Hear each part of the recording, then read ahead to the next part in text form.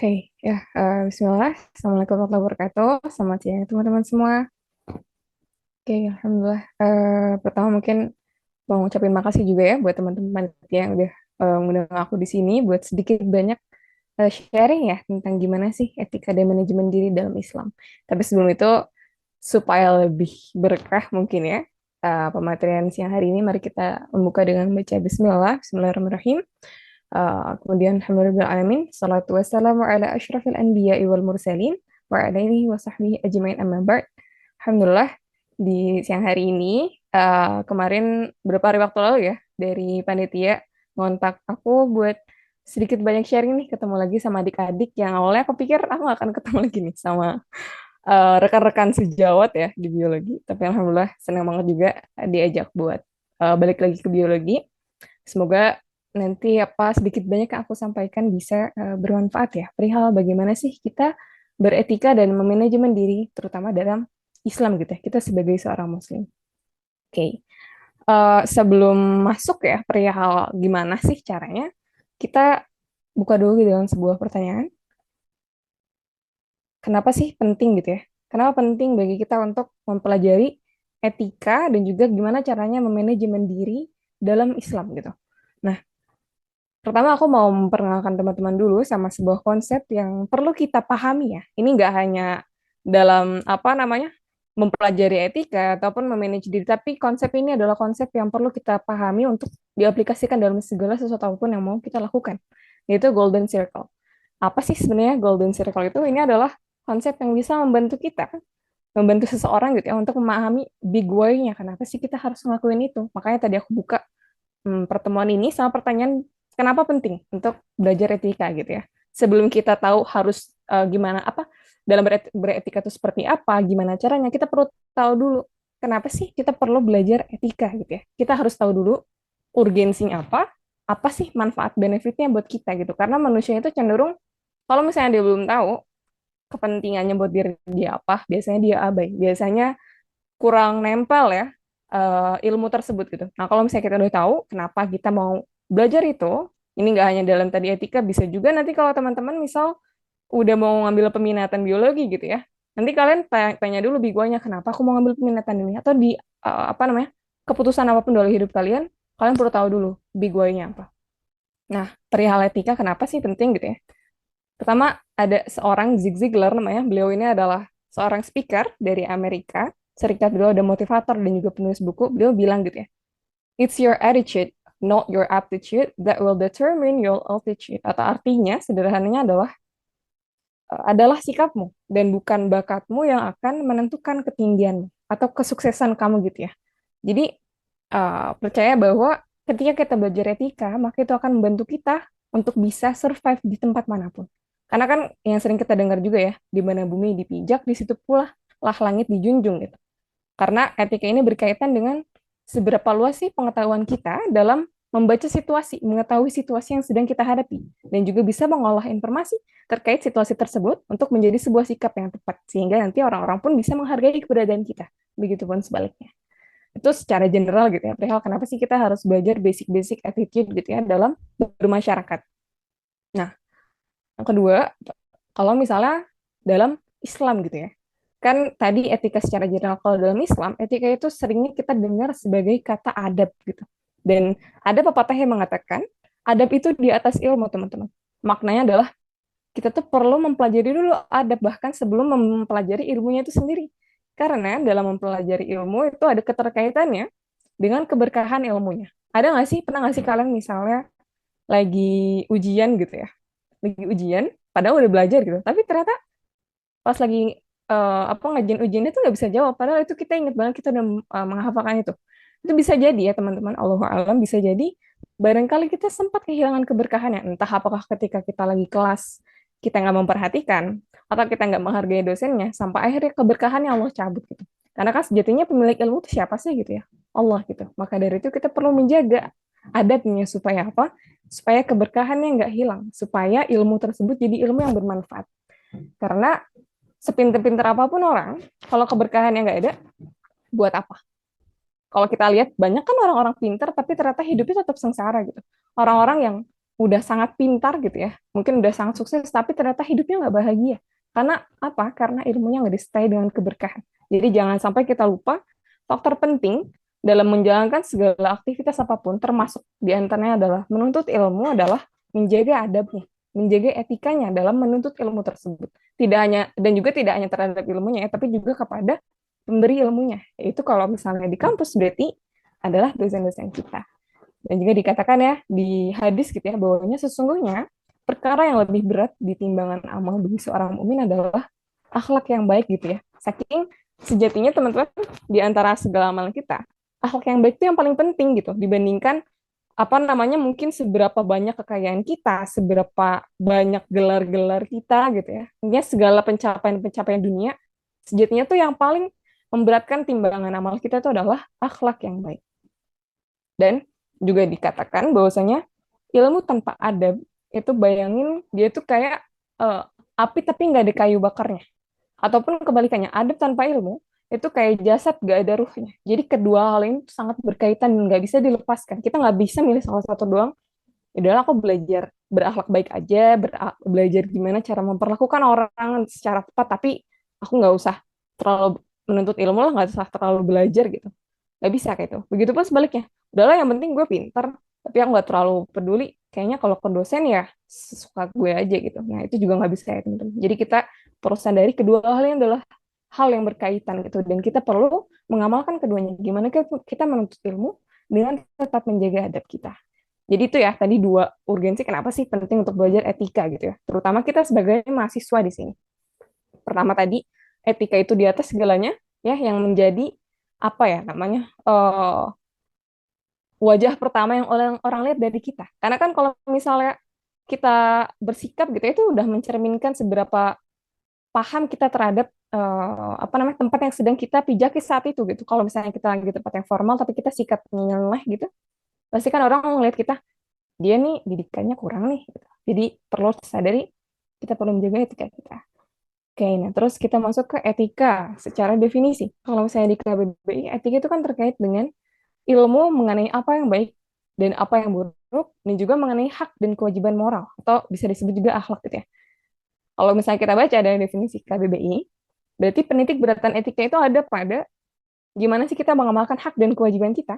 Kalau dalam konteks hari ini, ya PCA berarti kita kerucutkan, kalau bahasa general terlalu luas ya, kita kerucutkan sebagai mahasiswa gitu ya. Gimana kita mengamalkan hak dan kewajiban kita sebagai mahasiswa. Juga bisa menempatkan segala sesuatu sesuai porsi dan pada tempatnya. Dan kalau misalnya mau dijadikan apa bahasa sederhana ya, etika itu sejatinya cuma perihal gimana sih kita bisa bermuamalah sama manusia. Muamalah ya. Kalau misalnya ada yang baru dengar apa sih muamalah? Bukannya itu apa nama bank gitu ya, atau misalnya belum pernah dengar nih kata muamalah itu apa. Jadi muamalah itu definisi singkatnya adalah yaitu adalah cara kita berinteraksi antar sesama manusia dengan sebaik-baiknya cara, setepat-tepatnya gitu. Makanya kita perlu apa namanya menempatkan diri kita gimana untuk bermuamalah tadi terhadap dosen, terhadap teman gitu ya. Dan semoga ini bisa jadi bekal nih teman-teman selama 4 tahun ya, semoga tepat waktu ya lulusnya, ataupun lebih cepat gitu selama 4 tahun di kampus ini. Oke, nah terus kalau dalam Islam tadi etika juga disebut sebagai adab yang kalau misalnya secara bahasa dapat diartikan sebagai penerapan akhlak mulia gitu. Dan juga kalau misalnya menurut Ibnu Hajar gitu ya, dalam kitab Fathul Barinya, al-adab itu diartikan sebagai menerapkan segala yang dipuji oleh orang, baik berupa perkataan ataupun perbuatan. Dan juga sebagian ulama menyatakan bahwa adab adalah menerapkan akhlak-akhlak yang mulia. Gitu. Ini sedikit apa namanya dalilnya gitu ya perihal sebenarnya adab tuh gimana sih kalau dalam Islam. Nah, sekarang kita masuk ke pengaplikasiannya perihal gimana. Kan tadi udah belajar perihal apa namanya kenapa penting gitu ya etika. Terus gimana beretika gitu ya. Apa etika? Sekarang kita belajar gimana sih beretika sebagai mahasiswa.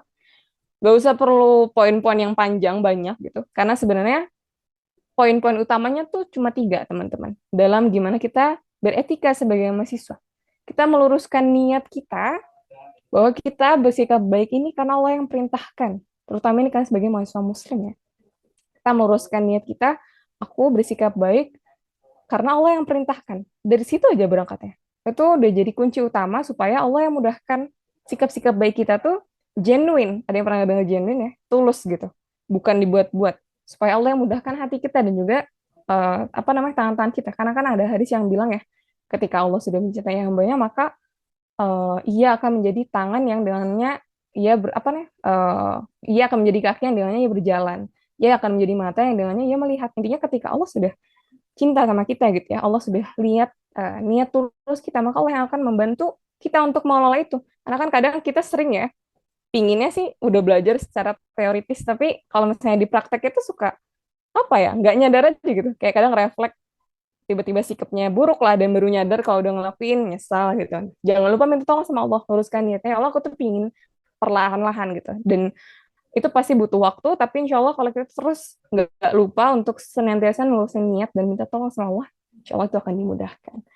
Terus yang kedua, perihal gimana kita menjaga adab terhadap ilmu dan memberi dan kepada pemberi ilmu. Yang tadi aku bilang ya, perihal gimana kita menjaga adab terhadap ilmu sendiri. Konteksnya kalau di kita berarti kan lagi kuliah gitu ya, belajar biologi. Gimana sih kita menjaga adab terhadap ilmu? Ada banyak ya teman-teman. Pertama, kalau misalnya contoh kita bahas apa namanya gimana menjaga adab secara real ketika di kelas. Pertama, dari segi kita menjaga pakaian aja itu udah termasuk menjaga adab teman-teman. Karena kita menghargai sebuah majelis ilmu. Kelas itu kan sebenarnya majelis, majelis itu kan artinya perkumpulan gitu ya, perkumpulan dan di situ kita membahas tentang ilmu. Makanya kenapa kelas itu perlu dijaga kita etiknya karena di situ pun insya Allah kalau kita tadi diawali dengan basmalah meluruskan niat, insya Allah ada malaikat-malaikat pula yang membersamai kita. Makanya kita harus menjaga adab terhadap ilmu. Yang pertama menjaga pakaian yang rapi gitu ya, terus tepat waktu dan juga mendengarkan dosen.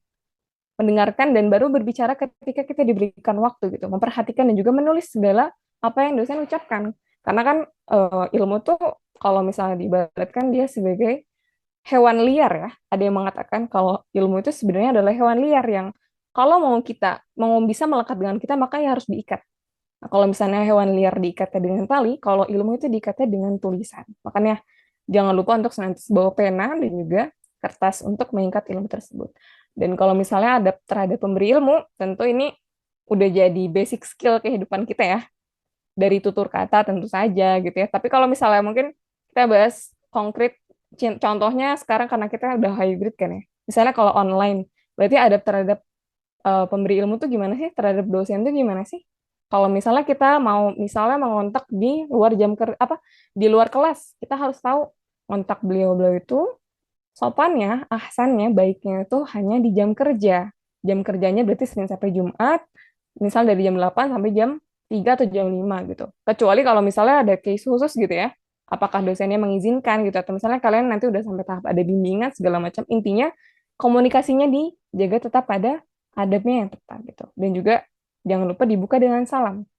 Disesuaikan ya sama agamanya juga. Kalau misalnya sama-sama Muslim, tentu pakai Assalamualaikum. Tapi kalau misalnya bukan, kita hargai juga, kita cukup mengucapkan selamat pagi atau selamat siang. Gitu. Baru nanti dilanjutkan dengan perkenalan, karena dosen itu banyak ya kontaknya. Jangan dipikir dosen tahu nomor kita semua, atau even itu apa namanya dosen wali kita, atau sebenarnya kalau dosen mungkin nggak apa ya. Tapi kalau misalnya itu apa namanya misalnya kita jadi koordinator kelas gitu, tetap aja perkenalan di barangkali beliau gak nyimpan nomor kita atau ya beliau lupa gitu ya.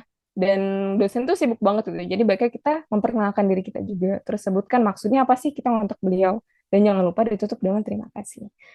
Kalau misalnya mau ketemu offline tentu kita bikin janjian dulu, terus kita sesuaikan beliau bisanya kapan dan jangan lupa datangnya tepat waktu kalau bisa sebelumnya gitu ya. Baru nanti kita konfirmasi kalau misalnya udah sampai ke beliau gitu. Tadi menjaga adab terhadap ilmu dan juga pemberi ilmu. Dan yang ketiga adalah bersungguh-sungguh. Ini udah jelas ya, etika sebagai mahasiswa muslim itu apa. Karena menuntut ilmu itu termasuk amalan yang Allah perintahkan gitu. Dan sendiri kan ilmu itu adalah hal yang akan menyelamatkan kita di uh, akhirat nanti. Jadi kan yang akan menyelamatkan seorang manusia adalah ilmu yang bermanfaatnya, sodakoh, dan juga anak soleh yang mendoakan gitu. Nah sekarang karena kita kan belum punya anak ya. Terus sedekah itu udah jadi urusan masing-masing. Nah, ini sekarang kita yang sama-sama punya peran sebagai mahasiswa di sini, maka ingat gitu bahwa ilmu yang bermanfaat, ilmu yang berkah itu yang akan menjadi penyelamat kita. Itu ya perihal etika sebagai mahasiswa. Nah, selain etika ya teman-teman, ada juga yang perlu kita pahami perihal bagaimana memanage diri atau mengelola diri. Kalau misalnya dari KBBI ya, manajemen itu artinya kan gimana, ini agak definitif banget ya. Nanti kita bahas lebih bahasa nyantai aja lah. Manajemen itu artinya penggunaan sumber daya secara efektif untuk mencapai sasaran. Ini bahasanya agak ilmiah, tapi kalau kita persingkat dan sederhanakan, sebenarnya manajemen ya. Manajemen diri ini berkaitan dengan gimana sih kita mengelola diri. Dan kalau misalnya dalam Islam ya teman-teman, perihal manajemen diri ini Masya Allahnya ada apa namanya materinya yang itu luas, tapi karena terbatas waktu dan juga kita memaksimalkan ya, kita kerucutkan dengan tema hari ini di mana berkaitan dengan nanti teman-teman di sini mahasiswa baru, kita sesuaikan bahwa kita akan bertemu dunia kampus yang baru. Makanya gimana sih bisa memanage diri terutama di kampus yang notabene kita di sini sebagai mahasiswa baru. Nah, itu pertama kalau dalam Islam ya, sejatinya manajemen diri berkaitan dengan 10 sifat muslim. Atau kalau misalnya teman-teman pernah dengar, dia ada namanya muwasafat muslim. Nah, cuma kan tadi ya 10 terlalu banyak. Jadi aku coba pilih 3 aja. 3 dari 10 sifat muslim ini yang berkaitan secara langsung ya dalam memanage diri. Yaitu yang pertama itu adalah karakter ya atau sifat muslim itu yang ideal. Oh ya, aku lupa menyampaikan. Jadi muwasafat muslim ini adalah 10 sifat muslim ideal. Jadi idealnya seorang muslim tuh punya sifat yang kayak gini loh gitu. Ideal ya. Meskipun tentu dalam pengaplikasiannya ada naik turun segala macam, tapi harapannya 10 sifat ini bisa jadi patokan kita. Nah, 3 sifat yang akan kita bahas itu yang pertama adalah urusan yang teratur, kemudian yang kedua adalah pandai menjaga waktu, dan yang ketiga adalah jasmani yang kuat. Nah, mungkin kalau yang baru dengar nanti bisa apa namanya dicari-cari juga ya sumber bacaannya karena ini adalah hal basic banget yang bisa kita jadikan sebagai pedoman gitu. Gimana sih jadi seorang muslim? Dan ini tuh nggak hanya dalam apa namanya kehidupan kampus ya, tapi kehidupan sehari-hari juga. Jadi basic dasar kita. Kayaknya yang pertama perihal ini aku satuin sebenarnya karena kedua ini berkaitan. Perihal urusan yang teratur dan pandai menjaga waktu. Jadi kenapa sih sifat ini tuh perlu kita pertahankan sebagai seorang muslim gitu ya? Karena percaya nggak sih teman-teman, sadar nggak sih, semakin kita dewasa, semakin kita nyadar kewajiban kita tuh rasanya lebih banyak dari waktu yang tersedia. Nanti kalau teman-teman udah ngerasain semester 3, semester 4, semester 5, kerasa banget sih itu kayak, ini beneran sehari cuma 24 jam. Soalnya padat banget gitu. Karena kita harus sadar gitu, bahwa hal yang perlu kita lakukan tuh seringkali lebih banyak dari 24 jam itu sendiri. Karena penting kita untuk bisa mengatur itu, manage diri kita gitu ya, gimana mengatur waktu dan urusan. Nah, ada beberapa tips gitu ya. Banyak banget sih sebenarnya kalau kalian mau cari apa namanya pedoman gimana sih mengelola waktu, gimana sih mengelola diri. Nah, cuma aku coba sedikit sharing dari pengalaman aku sendiri juga. Pertama, jangan lupa kita harus sadar bisa memetakan kategori-kategori urusan dalam kehidupan kita. Kalau di kampus kita tahu mana sih urusan yang penting dan dia mudah kita kerjakan dan juga mana urusan penting dan susah kita kerjakan. Nah, kita usahakan kerjanya yang mudah dulu aja supaya ada ada namanya tuh bahasa Inggrisnya kalau nggak salah feeling feeling of achievements yang orang sekarang tuh karena suka apa namanya bias ya perasaan terhadap itu karena keseringan scroll Instagram atau sosmed. Jadi karena manusia zaman sekarang terlalu sering scroll Instagram ya teman-teman, secara psikologi mereka tuh jadi lupa rasanya menuntaskan sesuatu karena kalau sosmed kan endless ya, mereka nggak akan berhenti gitu, kita scroll akan terus ada. Sedangkan kalau orang-orang yang zaman dulu biasanya mereka baca buku, mereka tuh tahu ngelakuin ini tuh ada batas waktunya, ada targetnya, jadi mereka bisa mengelola itu. Coba kalau misalnya yang sekarang udah terbiasa buka sosmed, nah itu ada sedikit catatan gitu ya. Nah, makanya kita perlu apa namanya menyadari itu dan mendahulukan urusan penting mudah sebelum urusan yang penting dan itu susah. Dan apa namanya ada juga satu cara metode dalam mengurus urusan kita, mengelola waktu kita, yaitu kita mempelajari perihal kuadran manajemen waktu. Yang itu ada 4. Kalau misalnya ada yang pernah dengar, mungkin apa namanya udah terbiasa gitu ya. Tapi kalau yang belum dengar, jadi kuadran manajemen waktu itu ada 4. Yang pertama, urusan-urusan yang sekiranya dia itu penting dan mendesak ya. Penting dan mendesak, terus penting dan tidak mendesak, tidak penting dan mendesak, dan juga tidak penting dan tidak mendesak. Jadi kalian perlu mulai kelompokkan gitu ya, apa namanya, urusan-urusan kalian ke dalam 4 kuadran itu supaya kita tahu. Soalnya kalau misalnya kita udah penuh pikirannya kadang suka lupa nih kayak duh kerjaan yang mana dulu ya gitu. Ini ada laprak, terus ini ada rapat misalnya, terus ada proker segala macam tuh kayak ngumpul jadi satu. Nah, coba kita mulai tenangkan diri dulu, terus petain kira-kira yang mana sih yang penting dan mendesak, yang mana sih yang penting dan nggak mendesak, yang mana sih yang penting dan bisa didelegasikan. Nah, ini ada kategori baru lagi ya. Kalau misalnya ada yang bisa kalian delegasikan, terutama kalau itu perihal proker atau segala macam, nah coba didelegasikan. Tapi tadi utamanya gimana kita bisa tahu itu penting dan mendesak atau tidak. Nah, ideal ya, terutama kalau dalam berkuliah gitu ya, baiknya kalau kita bisa mengondisikan pekerjaan kita semua itu stay di kondisi yang itu tuh penting dan tidak mendesak. Artinya kan kalau tidak mendesak nggak terburu-buru ya kita ngerjainnya. Jadi kita bisa nyicil gitu, bisa memaksimalkan. Soalnya kalau misalnya kita nggak bisa mengelola ini dan suka procrastinate, kita suka nunda-nunda gitu ya, lambat laun hal-hal yang awalnya penting dan tidak mendesak ini dia akan bergeser kuadrannya. Jadi penting dan mendesak karena kita nunda-nunda terus. Dan biasanya pekerjaan-pekerjaan yang dia itu ada di kuadran penting dan mendesak, itu kualitasnya akan turun. Karena kita biasanya ngerjainnya, ya udahlah yang penting beres gitu ya. Padahal kan sebenarnya kalau aja, seringnya kan kita berandai-andai ya. Kalau aja ya, aku ngerjainnya dari kemarin mungkin bisa lebih maksimal. Nah, perasaan-perasaan seperti itu, kalau misalnya kita udah bisa lebih pandai ya dalam mengelola waktu, insya Allah itu bisa lebih terkurangi gitu. Apa namanya perasaan-perasaan dan kekecewaan terhadap diri yang itu sebenarnya mikro. Tapi kalau misalnya itu berjalan terus selama 4 tahun, bayangin ya mungkin seberapa kita ngerasa negatif terhadap diri gitu. Makanya penting untuk bisa menjaga waktu dan juga urusan-urusan kita. Itu 2 poin perihal manajemen diri dan yang terakhir perihal jasmani yang kuat ya. Kenapa sih jasmani yang kuat? Meskipun ini sebenarnya agak tabu kadangnya dibahas kayak wah mahasiswa tuh udah identik dengan begadang lah atau ya udahlah makan Indomie atau kayak makan random aja gitu. Tapi teman-teman perlu sadar ya bahwasanya tubuh itu adalah amanahnya Allah yang pertama kali diberikan sama kita dari kita kecil, nggak harus jauh-jauh kuliah ya, dari kita lahir aja itu udah jadi amanah yang Allah minta kita untuk jaga gitu ya.